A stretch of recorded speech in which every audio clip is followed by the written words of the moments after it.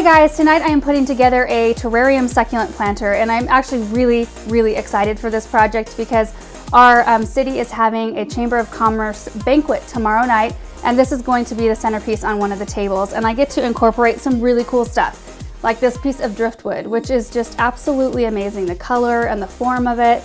And I have one other little piece right here, which is really cool looking. And I've got tons of really awesome succulents. I kind of just want to do a video of just like a tour of succulents, just to show you guys all of these because I'm so enamored with the colors. It makes it so much easier to put together, and you guys probably know when you guys put together planters, when you find really colorful stuff, it makes the results just pretty no matter what you do. So I'm really looking forward to it because I feel like I can't screw it up. So I think what I'm going to do is we will speed the process up because I'm a little bit on a time crunch. It's getting kind of late tonight. So we will speed that part up, but you guys are used to seeing that way anyway. Most of our videos end up like that. And then in the end, I will explain a little bit more of what I did and which succulents I ended up using. So let's get started.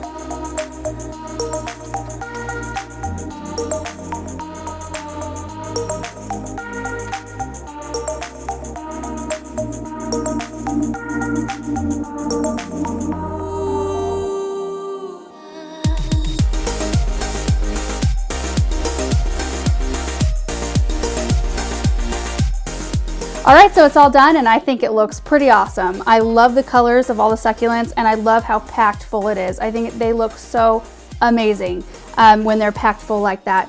A couple of things that I know I'll get questions about are about drainage, and this container does not have drainage, and I know that's not ideal, but sometimes you just got to deal with it. I water with a large syringe. That helps tremendously when watering a container without drainage because you can control how much water you give and where you give it.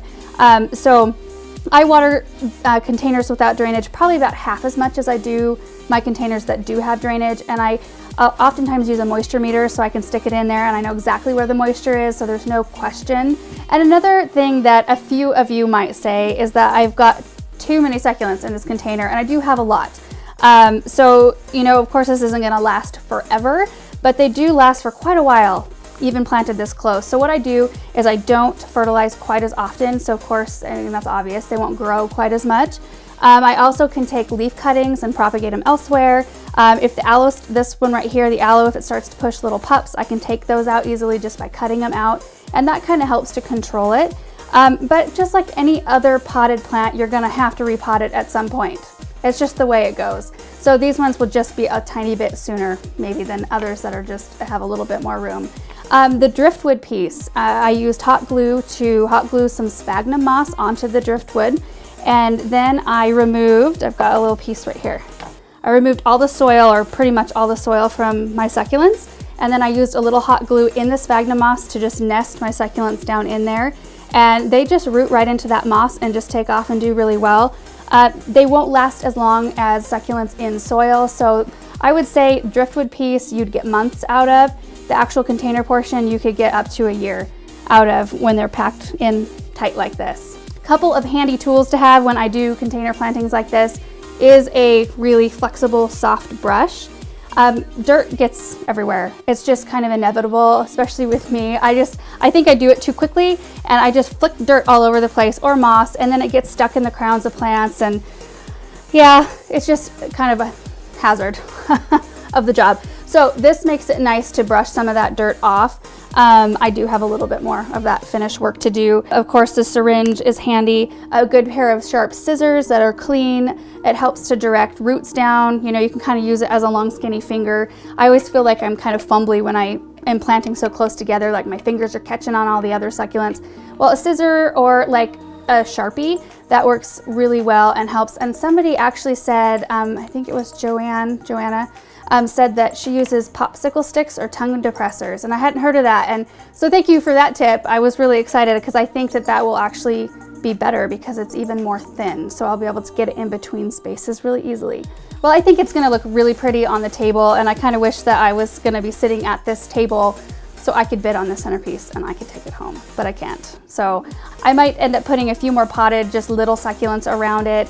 One more piece, I had that little piece of driftwood and I might plant that up, but I think it's gonna be pretty all by itself. So thank you guys so much for hanging out tonight and just checking out what I'm doing. And we will see you in the next video. Bye.